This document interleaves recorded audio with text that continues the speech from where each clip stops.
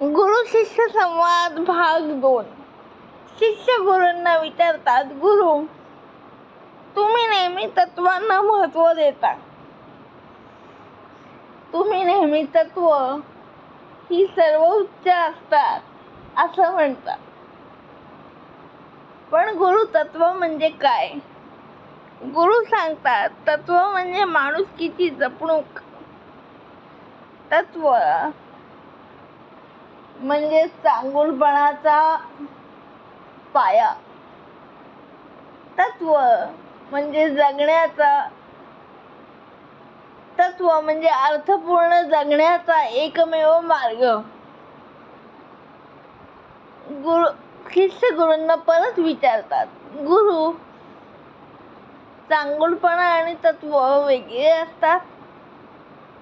गुरु सांगतात, नाही, पण चांगुलपणा ही भावना आहे आणि तत्व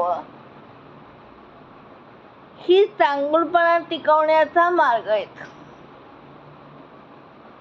भावना 1-2 तास टिकू शकेल, पण त्याला जर तुम्ही तत्वांची जोड दिलीत तर चांगुलपणा हा स्वभाव बनतो. मी कुठल्याही परिस्थितीत काहीही झालं तरी चांगलंच वागेन. परिस्थितीनुसार धोरणं बदलणार नाही. मी माणुसकी सोडणार नाही कधीही आणि कुठल्याही परिस्थितीत.